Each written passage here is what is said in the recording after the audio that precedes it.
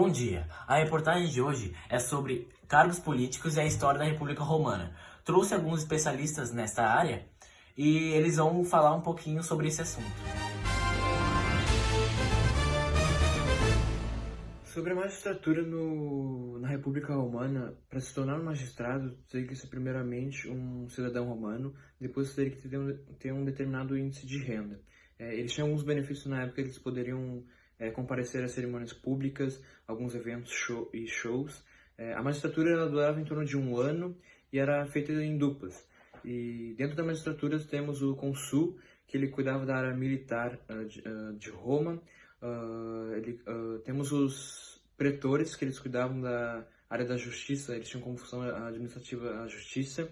Temos os edis, que cuidavam do comércio, da condução da cidade. Temos os censores, que cuidavam da conduta moral dos cidadãos romanos e também contavam a população. E por último temos os questores, que eles recolhiam os impostos, cobravam os impostos e cuidavam dos patrimônios. Isso encarregava-se da eleição dos magistrados e da votação das leis. No dos comícios, havia a Assembleia Centuriata, constituída por 19 centúrias, composta por patrícios, que elegiam cargos na magistratura, como censores e pretores. E, por fim, a constituição da Assembleia Curiata, que se encarregava de eleger 2 consoles responsáveis pela administração da vida pública e comando do exército. Cabia à Assembleia Curiata a eleição de um ditador que tinha seu cargo por 6 meses e poder absoluto. Então, nesse contexto, havia os senadores, os magistrados e os comícios. Os comícios ficavam com o papel da eleição dos magistrados e da votação das leis. Os magistrados, por si só, né, eles tinham a função de a convocação do comício, de convocar o comício inteiro, a presidência do Senado e a elaboração de propostas de novas leis. Por fim, né, o Senado a função deles era atribuída de propor conselhos aos magistrados e aprovar as decisões tomadas no âmbito dos comícios.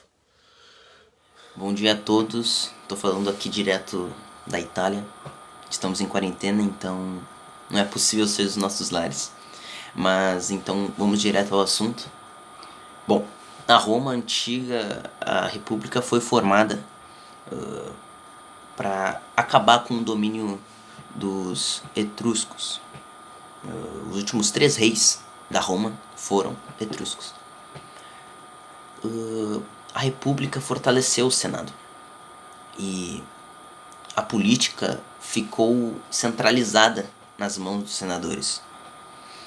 Faziam parte do Senado somente os patrícios, os únicos com direitos políticos.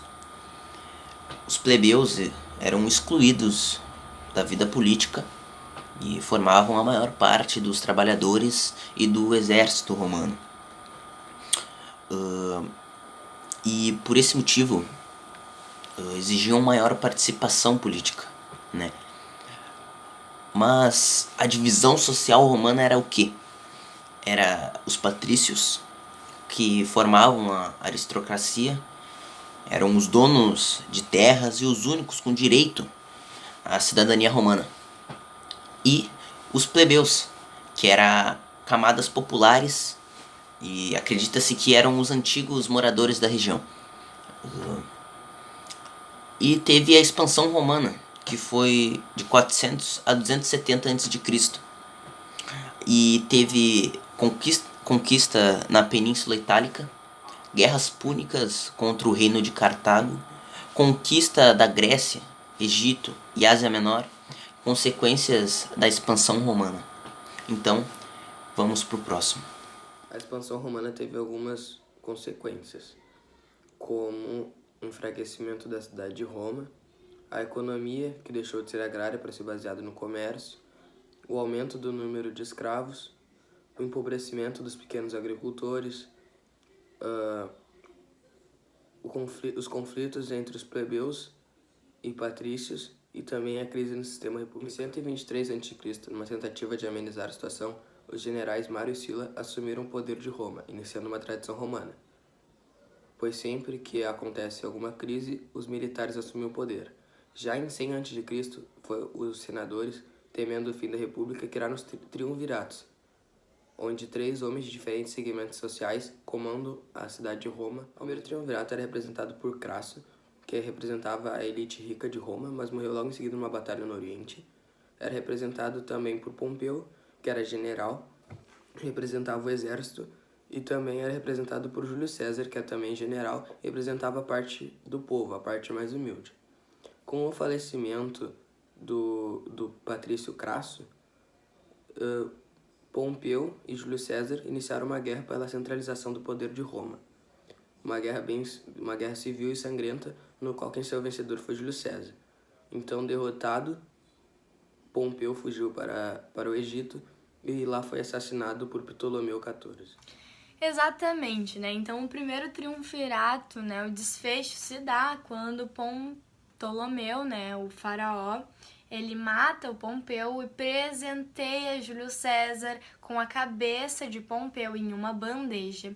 Júlio César, assustado, horrorizado com esse ato, ele acaba desinstituindo Ptolomeu. Assim, ele acaba voltando para Roma. Ele tem a ideia de criar projetos sociais. Ele cria esses projetos. O mais importante deles é o do trigo, né?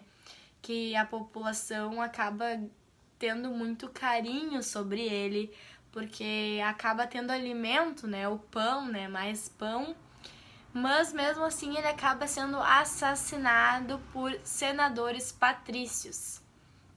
O segundo triunvirato, ele se dá, né, ele começa entre Marco Antônio, Otávio Augusto, né, o Lipido, só que o Lipido acaba rapidamente sendo retirado dessa disputa, porque não tinha grande poder, né, porque o Marcos, ele tinha poder do exército e também o carinho da plebe, e o Augusto, ele era descendente de Júlio César, então eles começam essa disputa entre os dois.